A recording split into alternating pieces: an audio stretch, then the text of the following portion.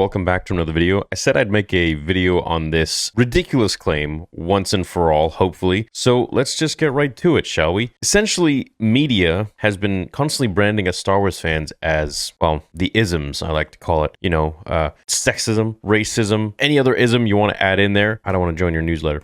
If you don't like the sequel trilogy, and now there's something you're making the rounds that why the Rey is a Mary Sue claim is nonsensical and rooted in sexism. If you don't like Rey, it's because you don't like women and you're a sexist pig, all right? Freddie Prinze Jr. also said so. Disney ruined the sequels. Rey is a Mary Sue. Ooh, edgy take, bro. You can tell, like, who wrote this guy?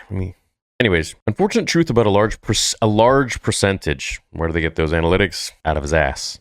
A large percentage of Star Wars fans is that whenever a new film or series is released, they meticulously go over every detail, not with excitement about finding new things to love, but with determination to find something to hate. Because, hey, why would we love something so much we would rather be meticulous and try to hate on it?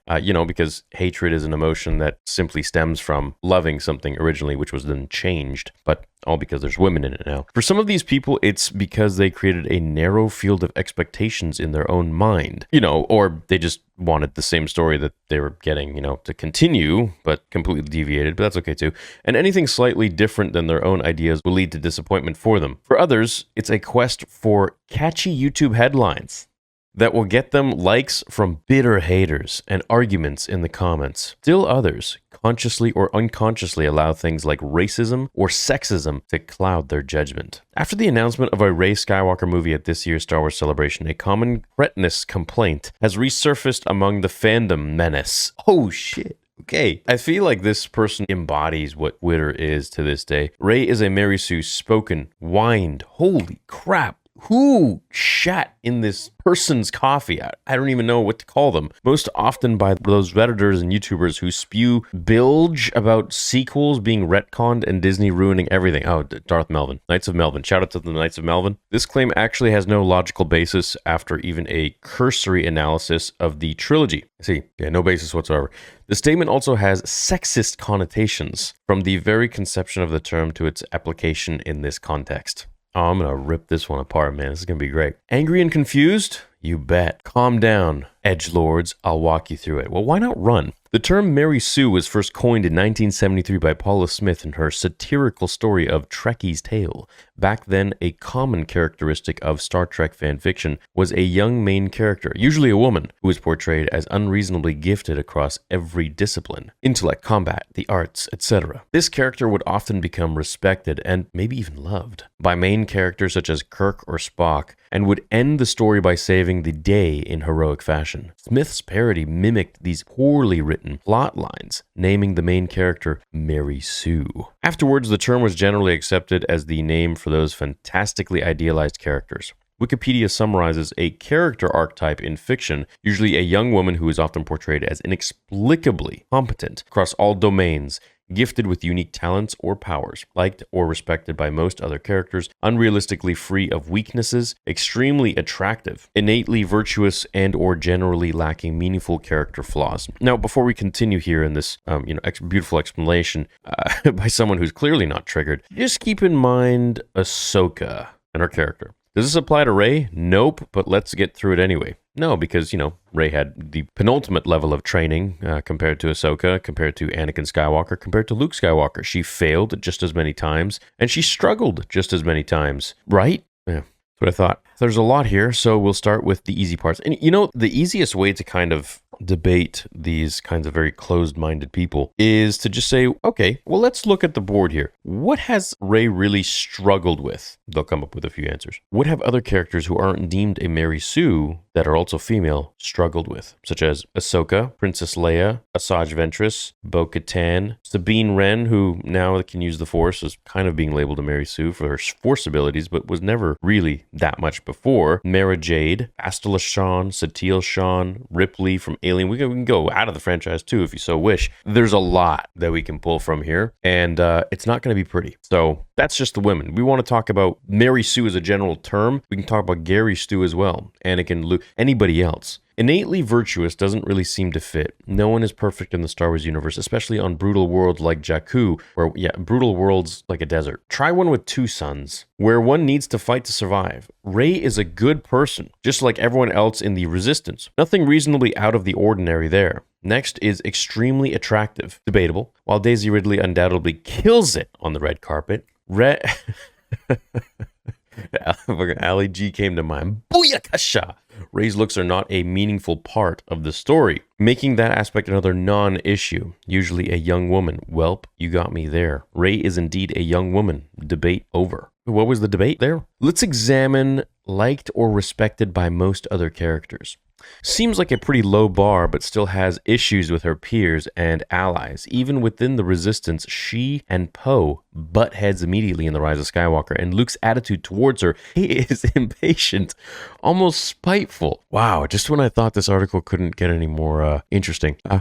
Luke's attitude towards her is impatient, almost spiteful through most of The Last Jedi. Is she respected? Yes. Bullshit. Yes, as all Force users are. You're the best fighter we have, but her relationships are undeniably more conflict-ridden than the ones Paula Smith parried. Okay.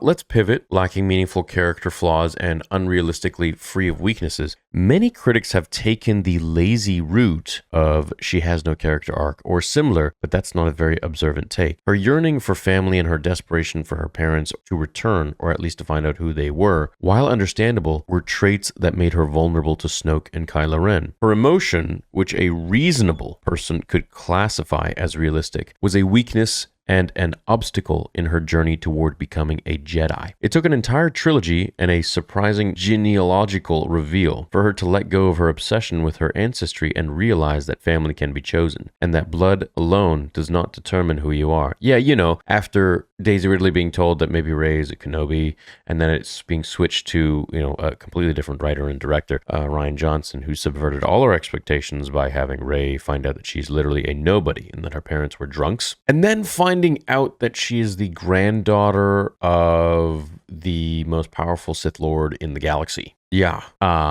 Okay. Because, she was obsessed with all of that for 3 films. But, at the end, when she kind of realizes, then she wasn't really as obsessed when she got the answer. It's usually how it works.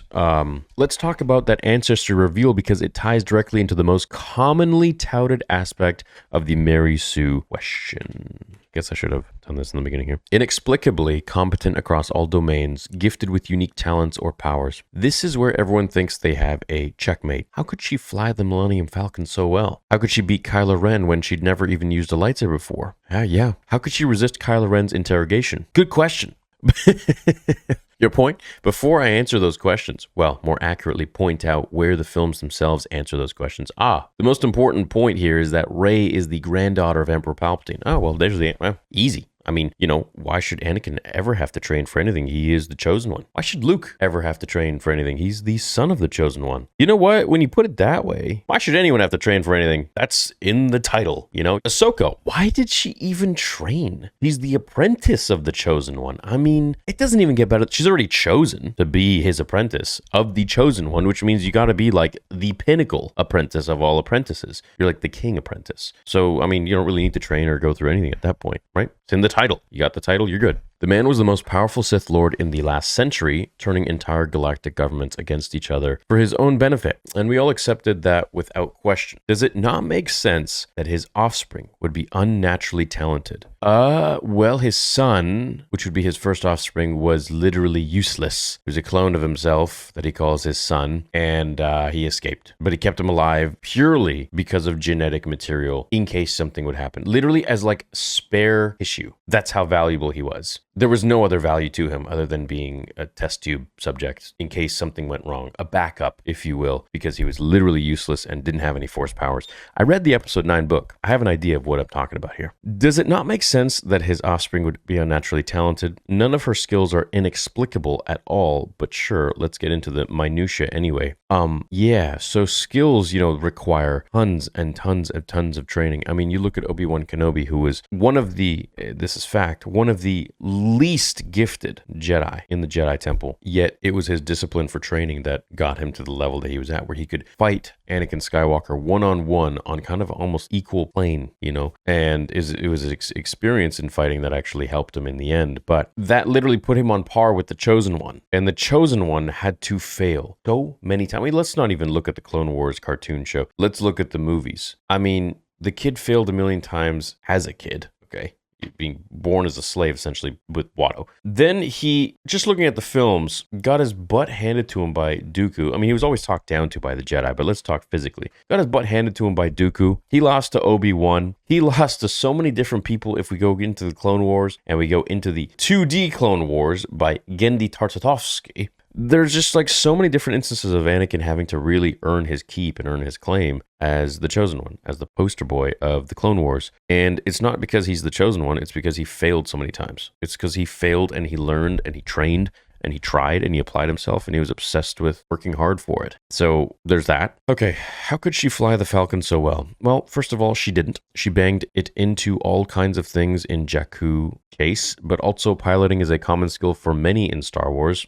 Hopping into a ship and knowing how to fly it. Oh, and how to bypass the compressor is well within the parameters of contextual expectation, especially for someone who's spent their whole life scrapping starship parts. Yeah, so, you know, does that mean who's someone who is a sanitation engineer of perhaps a factory knows how to operate said factory? And I say sanitation engineer, literally a janitor. Does that mean they know how to operate the entire factory? No. I mean, if that were the case, then screw going to school and learning how to do things and operate machinery. We would just spend time around it. You know what I mean? That doesn't make any sense whatsoever. You can't just, be a slave and never fly a ship your whole life, and then all of a sudden get into one and know how to bypass a compressor. Oh, shout out to Nemo Corvus who just subscribed.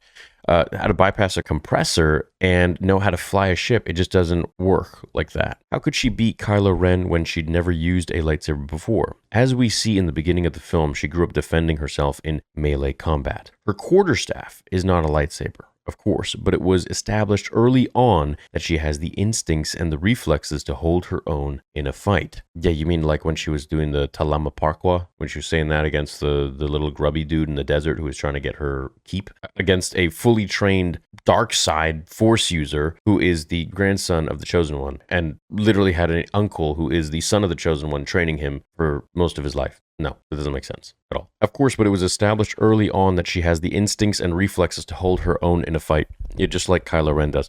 On the other side of the coin, Ren was physically and spiritually crippled during that confrontation. Well, he didn't seem to be when he was fighting Finn. Seemed to be fine. And also, if we know anything about the dark side, which I don't think this article writer does, it's that when you are feeling pain, you actually get stronger. And if you focus on your pain, you become more powerful. I mean, his father just died. He just killed his dad in front of him, Han Solo. Kylo was arguably probably the most powerful that he would have ever have been in that moment after everything he had just gone through, not to mention the also physical pain that he was going through. So harnessing on all of those emotions, he would have used it to his advantage and to be very focused, and he was. We watched an entire classic Han and Chewie combat scene establishing how overpowered the crossbow was. It easily sent stormtroopers flying. It was not overpowered. That's exactly how it's portrayed in the video games too. If anyone played JK2, they would know. And Ren had just taken a kidney shot and survived. Not only that, he had just killed his own father, a deed that was the words of Snoke split him in two. Indeed, and he harnessed that power to, first of all, defeat Finn, who was much more adept with combat and lightsaber fighting than Rey. Please don't argue that one. I mean, Rey had never properly held a sword in her life, whereas Finn was literally a stormtrooper. Okay, he's a sanitation stormtrooper. He's still a stormtrooper. They learn how to fight. He was on the battlefield, was he not? He knows how to fight. His connection to the dark side was fracturing, and his body was wrecked. Even Finn was able to hold him off for a bit with neither the training nor the force. No, he didn't. Like Kylo was just kind of toying with him a little bit, and then he got annoyed and then took him out in a couple strokes. I love how they say Finn was able to hold him off for a bit with neither the training nor the force. He had way more training. What do you mean? He was trained by the Empire. He's a stormtrooper. Rey's victory doesn't display any type of inexplicable competence only earned skills and timely advantages. Okay, so when someone's failing and then you say one word that makes them remember, oh, the Force, something they have never heard about and they know nothing about, then all of a sudden they're able to manifest abilities they've never had before, ever, when it comes to fighting someone as experienced as Kylo Ren, the son of Leia and Han Solo, trained by Luke, the grandson of Darth Vader? No, I don't think so at all. How could she resist Kylo Ren's interrogation? While the evidence here isn't as blatantly obvious, it's just as valid. Ren did not have the same hatred in his heart for Rey that he did for Poe. You for real? You're making this up now? In the novelization of The Force Awakens, he even told her he'd try to be gentle. Oh, yeah, because it's just not something that he would say to kind of patronize her and be sexist, massively underestimating the resistance he'd meet from her. Possibly even more relevant is the nature of Rey's and Ren's Force dyad connection. Ren probing into Rey's mind unlocked Force potential neither of them knew she had. If you want to talk about the Force dyad, which literally allowed them to see into each other's minds, don't you think that this would then conclude that? Like, this would definitely make that more prevalent and easy? This enabled her to not only resist Ren, but also to use a mind trick on a stormtrooper shortly afterwards, which was Daniel Craig. Though, let's be honest, they haven't historically been difficult to outwit. That's all there is. By definition, and with clear observable evidence from all three sequel films, Rey is empirically, categorically not a Mary Sue. You literally provided no evidence from any of the other films. You just talked about The Force Awakens. What a shit article. I mean, what the hell? What kind of article? Where are the facts? It was just a speculation at most. Essentially, they just said, okay, that Rey beat Kylo Ren because she's the granddaughter of Palpatine, and that Finn didn't know how to use a sword just like she didn't. What? Now it's the author's turn to posit a question. Where was this investigation enthusiasm before? If it seems so problematic for a character to demonstrate unusual talent so early in their story, why was it no big deal for Anakin to win pod races at 9 years old, or for Luke to blow up the Death Star after such limited X-Wing experience? Because Anakin had been racing pod racers, he had been around them for most of his youth, and he was extremely proficient in building things with all of the free time that he had. After Watto's junkyard shop, he would get pieces and parts that he would find, and he'd put them together and see what would happen. He was a genius child. He's also the chosen one. He is not a, speculated granddaughter or grandson, whatever. He is the one, created by the Force itself. Now, for Luke, he wanted to join the Empire for a long time. He wanted to enlist. And with that comes a lot of training that you need to do on your own, and a lot of interest that goes into it, such as reading books and doing your due diligence to learn. I mean, I think every kid has, who's been interested in jets and stuff, has some basic knowledge on how to fire a jet up at some point. I mean, even just flipping the ignition up and pushing it. I mean, that's one thing that kids will know how to do, or how to use a joystick. You go this way, you go down, you go that way, you go up, this way, you can yaw, and this. Kids know how to do things. You do that in Star Wars, it's the same exact thing, but Rey had no interest that we knew of how to fly a ship. She had no interest at all in how to use a lightsaber by any means. I mean, how did she not just cut her whole hand off or head off or something? It's completely different than the stun batons used for stormtroopers that Finn had to use. Now, for Luke, he was trained by Obi-Wan Kenobi. Rey had no training. There was nobody who trained her. Not even in The Last Jedi did she get any training. What, the 3 rules, which she only got 2 of them for 2 seconds? No. There was no training whatsoever, and I'll argue that no problem. Even the fact that I've only seen the films 2 times, I did read the book for the sequel trilogy. I read 8 and 9. So Luke, yes, we can say yes, he's the son of the chosen one, blah, blah, blah. But at the end of the day, he was trained by Obi-Wan Kenobi on how to use the Force. So there at least was some precedent there for training and how to unlock these abilities and these Force latent powers that he had. Anakin very obviously didn't know how to fly an N-1 starfighter, but somehow blew up the Trade Federation battleship a few minutes later. Wouldn't that qualify him for a Mary Sue Club membership?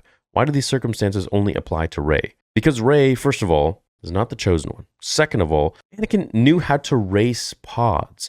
He had extremely adept instincts. He could see things before they happened. He could feel things before they happened. He was created literally by the Force. He wasn't the offspring of a clone that literally had no Force abilities. He was created by the Force. The Force created him as an answer back to the darkness that Plagueis and Palpatine were trying to ensue and trying to create in the galaxy by creating the perfect dark side being. And And the Force said, no, no, no, no. We're not going to do this. We're going to create Anakin Skywalker. Boom. Pregnant Shmi. So it's a very cheap argument to be able to say, hey, well, you know what? Why was Anakin able to? It's the chosen one. That's the main character in Star Wars. There are so many interviews and scripts with George Lucas talking about the main character of Star Wars being Anakin. And that even when Anakin turned into Darth Vader, he was still the main character. Think about that. Even when Anakin failed and fell to the dark side, he was still the main character of Star Wars. So if you want to talk about anyone being OP and anyone being a Gary Stu, it should be Anakin. But even him, he had to go through so many trials and tribulations and failures in order to be the man that he became. And in the end, he still failed. I mean, look at him in episode 3. He pretty much destroyed Obi-Wan's ship trying to get the buzz droids off of the wing. Anakin is a very esteemed starfighter pilot, but he built his ranks to get there. It wasn't overnight. You know, this is a boy who literally breathed pod racing and dreamed it and imagined it and visualized it. I'm a firm believer in visualization. And did Rey do any of this stuff? Did she have any experience with engines and throttlings and joysticks and steering wheels and maneuvering a craft at extremely high speeds? Not at all. No, she had never done it before. At least, and if she did, let me know. Show me. So all of these claims are easily debunked. But with Rey, who trained her? Nobody. Who told her about the Force? Literally, Kylo Ren when they were fighting. And she closes her eyes, and all of a sudden she's bestowed with the abilities that can rival a, in my opinion, Sith Lord. I mean, it's just ridiculous, don't you think? There would be no way in hell that someone at his level would be bested by a girl who had never held a lightsaber before, even as Snoke said, which, I mean, the films are constantly just chopping each other down, and we're not even going to get into that. But I think we can deduce this to just a really poor level of writing and an agenda that was pushed to shit on Luke Skywalker and bolster the new character, which really ended up slapping them right back in the face. The answer, unfortunately, is bias. Well, no, it's presenting facts. Some people are explicit about crying about wokeness and agendas, and others mindlessly echo the Mary Sue claim, willing it to justify a dislike of the sequels that they themselves don't understand. I mean, it's very easy to denounce anyone's sort of opinions of something by saying, you don't understand this. Oh, no, but I do. I'm giving it, no, you don't understand it. But I'm trying to explain to you that I do because of this. No, you don't understand it. You're just pushing agenda. You just think people are pushing agendas. You're constantly, you're not progressive. You hate women. You're sexist. Well, no, what about Ahsoka? No, you're sexist. Oh, okay. You know, you can't really argue with someone it's like arguing with a child at that point. But these fans, implying that if you don't like the sequel trilogy, you're sexist and you're not a Star Wars fan. Amazing. Must examine themselves because calling Rey a Mary Sue while ignoring the same characteristics in male protagonists is an inherently sexist statement. Okay, so how about examine it in female characteristics? How about Ahsoka? I love the fact that this person, whoever wrote this, did not once bring up any female hero. Why don't we examine Ahsoka? How many times did Ahsoka fail? She literally died in the Clone Wars. Literally died. Failed a bajillion times in every season of the Clone Wars. In every sort of I think the only time she didn't fail was Tales of the Jedi. But even that was showing character development and character growth on her end. So it's not frustrating, arguing with these people, or rather just kind of showing them facts on paper. It really is entertaining because you just see their whole world implode because they just cannot handle the truth. They cannot handle the facts. And every time you come up against one of these people that wants to call you an ist and a phobe and an ism, you must simply be very, very mature and present all of the facts. Do not get emotional because that is how they deal with things. And if they can't win, then they'll call you not a fan, or they'll try to instigate some sort of a reaction from you so that they can call you an ist and a phobe and whatever else they want to push on you and label you as. But at the end of the day, we're just all Star Wars fans, and I think a lot of us have a lot of really great takes. And whether you like the sequel trilogy or the prequel trilogy or the original trilogy or whatever, you are all fans. You are not fans. You're all Star Wars fans, plainly put. Some people can just argue and debate things eloquently and respectfully with facts, and other people who haven't really seen the movies or have really much knowledge of Star Wars, judging by this article, in my opinion, that's what this reads to me. Don't do that. and they want to just call you names and put you in a box and say, hey, if you think this, it's because of this, this, and this. I'm going to tick off all these boxes, and you're now this kind of person. Nistinophobe. Oh, okay. I thought we're just debating Star Wars for a second. No, but you're now nistinophobe. Okay, all right, great.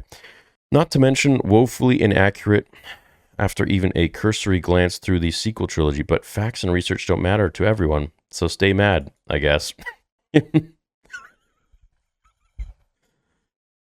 Yeah, I guess they don't matter anymore. You kind of just have to like everything and accept it, and if you don't, you're an istinophobe, unfortunately.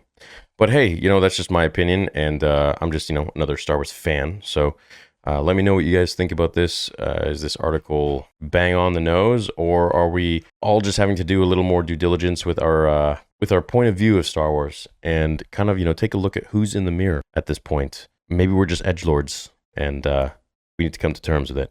Hope you all have a great day. May the Force be with you always.